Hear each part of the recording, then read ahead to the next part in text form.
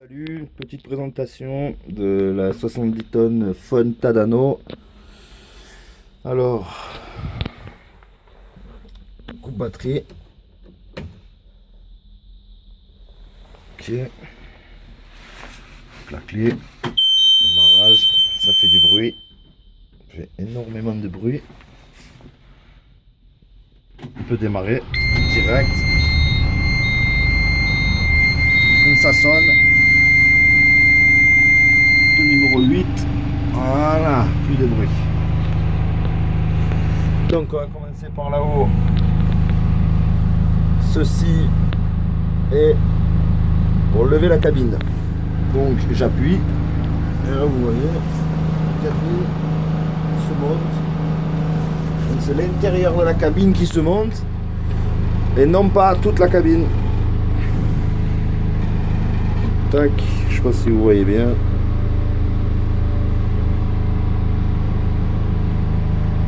Voilà, ça descend doucement. Donc on appuie bien sur la redescente. Voilà. On est redescendu à fond. Deuxième bouton, celui-là c'est pour sortir le marchepied. Donc j'appuie dessus. Le marchepied sort. Je rappuie en dessous. Le marchepied rentre. Voilà.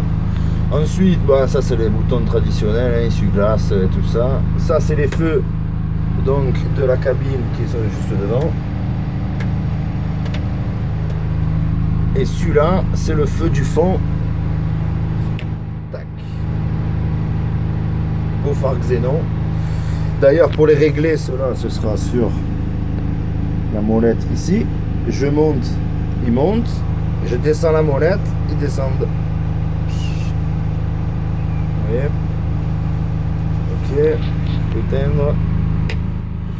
Celui-là, c'est le graissage forcé. Donc si j'appuie dessus, le graissage centralisé se met en route. Et là, gyrophare. Ok, on passe là. Donc là, c'est pour éteindre la machine. Clé de shunt. Ça, c'est juste pour lever le crochet. Et ça, c'est le shunt des poutres. Oui, parce qu'on peut shunter les poutres. Et la vraie clé de shunt, elle est derrière ici. Ensuite, qu'est-ce qu'on a? Ces deux boutons, ce sera pour si vous avez un problème de télescope. Eh ben, ce sera pour remettre le télescope en position normale. Celui-là, c'est pour allumer l'écran. Donc j'appuie, l'écran s'allume. J'appuie, l'écran s'éteint. Celui-là, c'est juste pour les comment dire, les tic-tac, tic-tac des manettes quand on actionne. Donc ou ça fait tic-tic, tic-tic, tic, ou alors ça fait rien du tout. Celui-là, c'est pour chanter les contrepoids. Donc si vous avez un problème de contrepoids, et ben vous restez appuyé sur celui-là. Donc normalement il faut réussir à le coincer. Donc vous appuyez dessus, vous coincez le bouton et vous pouvez travailler quand même jusqu'à ce que quelqu'un vienne réparer, quoi. Ensuite ces deux là c'est pour les contrepoids. Donc là c'est descente et montée du vérin. Et là c'est verrouillage et déverrouillage. Ensuite ça c'est pour la bite. La bite de... comment dire, la bite de la tourelle. Voilà. Celui-là, je sais plus à quoi il sert. Je sais plus à quoi il sert. Et celui-là, je crois que c'est pour le régime moteur, me semble. Mais je suis pas sûr. Ensuite, derrière, vous avez un bouton. Le bouton lime. Donc ce bouton là vous l'actionnez quand vous avez plus d'AdBlue. Donc quand il n'y a plus d'AdBlue, le moteur il va s'arrêter, donc vous ne pourrez plus travailler. Donc il faut appuyer sur celui-là. Vous appuyez une fois, le moteur va redémarrer une demi-heure, il va fonctionner une demi-heure. vous pouvez appuyer maximum 3 fois dessus. Là, si vous appuyez une 4e fois, le moteur, la grue elle est morte. C'est fini, il faut changer de grue. Donc cet écran là, on va l'allumer. Donc normalement c'est l'écran, il y a toutes les options. Donc nous, moi j'ai pas trop d'options. Donc j'ai juste tout mon abac en fait qui est là-dessus. Et pour me diriger là-dedans, il faut appuyer sur ces boutons là. Le 11 et le 14. Et pour se déplacer de 10 en 10, donc c'est là, de plus ou moins. Voilà. Là il se déplace de 10 en 10. Ensuite, je peux l'éteindre. Enfin, on va le laisser. Je vais vous montrer comment on fait pour valider. Donc là, par exemple, si on veut sortir celui-là, j'aurais juste appuyé sur Entrée. Donc Entrée, c'est le 15. Voilà, donc on appuie sur Entrée, ça sélectionne le programme. Et ensuite, comme d'habitude, juste à tirer la manette et puis ça sort. Donc pour sortir de là, il faut appuyer sur celui-là. Celui-là, c'est échappe. Ok. Ensuite j'éteins parce que j'en ai plus besoin. Je vais vous montrer ici. Donc tout ça, c'est le calage de la grue. Donc sur phone, là, on voit que c'est en noir parce que ma tourelle elle est en face de la cabine. Donc ce qui veut dire que si quand j'ai déplié que je travaille, si je suis orienté de ce côté-là, ce point noir il viendra ici. Voilà, et en fait ça suit l'orientation de la tourelle. Ça fera tout le tour. Donc là c'est les poutres, le calage sur pneu. Après vous avez plusieurs calages. Là c'est la longueur de flèche que j'ai de sortie. Donc là j'ai tout rentré, je suis plié. Donc je suis à 11 mètres 1. Là c'est le nombre de contrepoids que j'ai. Pour les changer, j'appuie sur le 3. Voilà, le dessin des contrepoids c'est ça. Donc j'appuie sur 3, ça clignote. Et là je change. 11, 10, 8, 5, 16 tonnes. Voilà, je peux aller jusqu'à 16 tonnes. Pour valider, entrer, et puis voilà. Donc là c'est le degré de la flèche. Et là c'est la distance qu'il y a entre le milieu de ma cabine et le crochet. Voilà. Ensuite ça c'est l'anémomètre. Donc ça me dit la vitesse du vent. Ici c'est les codes erreurs. Donc là code erreur W0012 c'est parce que je suis plié, le fin de course il est actionné. Voilà. Ensuite ici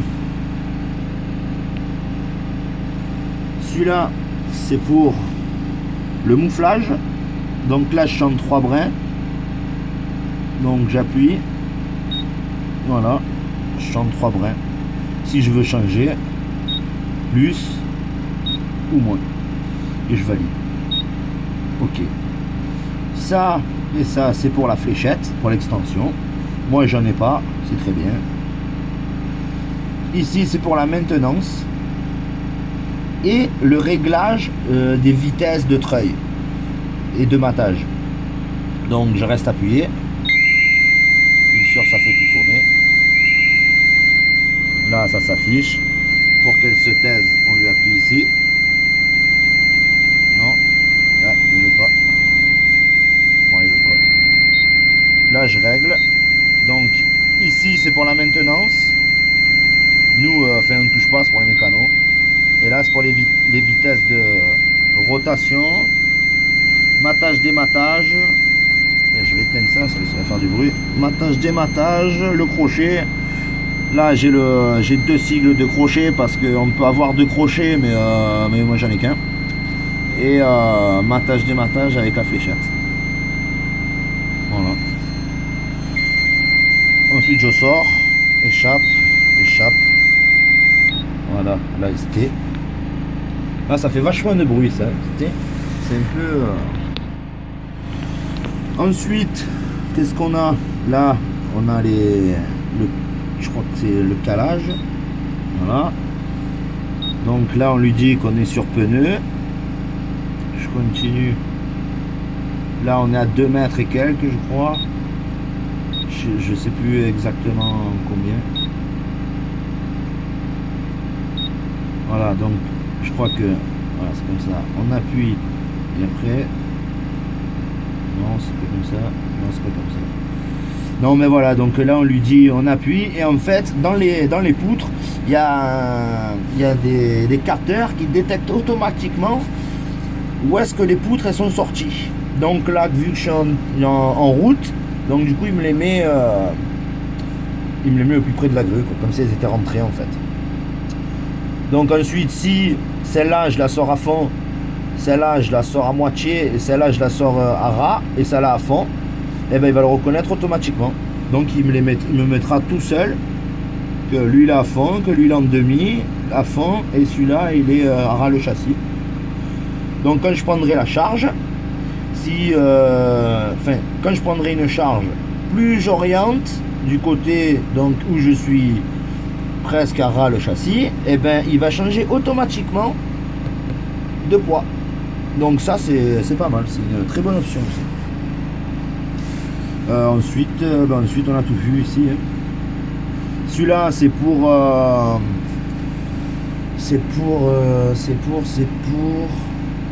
comment dire, si par exemple vous travaillez contre un mur, qu'il faut pas orienter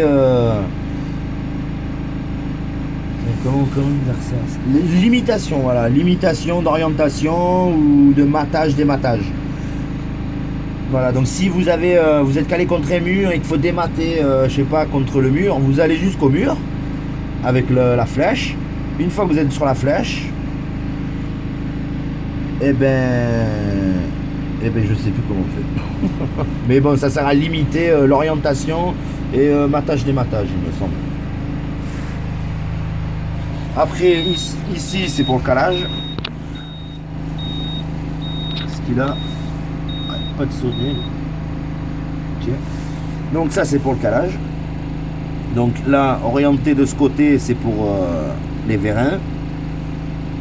Quand j'oriente ici, ce sera pour la poutre. Si je fais ça, par contre les poutres, on ne peut les sélectionner qu'une par une, il me semble. Voilà, c'est dommage. On aurait pu peut-être faire les 4. Je sais pas si comme ça, les 4 en même temps, ça marche. Je n'ai pas essayé encore. Donc voilà, on verra. Ensuite là, c'est pour conduire de là-haut. Donc il faudra actionner ici. Évidemment, il ne faut pas laisser le contact. Enfin, il faut laisser un cran du contact en bas pour que ça fonctionne. Donc là, on mettra l'option. On démarre le moteur d'en bas. Ça, c'est pour débloquer les suspensions, les feux, les warnings, blocage et le frein de parc. La marche avant, marche arrière. Et voilà, on a à peu près fait le tour. Là, le poste. Ensuite, hop, poser le café. Là, sur les manettes, là, j'ai l'orientation libre. Donc d'ailleurs, quand celui-là, je l'actionne, celui-là, il s'allume. Donc ce qui veut dire que si je travaille pas, qu'il y a du vent, et ben la grue va orienter toute seule. Par contre, si je le mets de l'autre côté, voilà, là, elle est bloquée. On voit pas trop. Voilà. Là, elle sera bloquée et voilà. Les grandes vitesses, elles se trouvent sur ces boutons-là. Donc quand j'appuie, la grande vitesse, elle se met en grande vitesse. Voilà. Ensuite, là, on a les manettes pour conduire de là-haut. Donc là, c'est pour les roues avant, clignotant. Et là, c'est pour les roues arrière.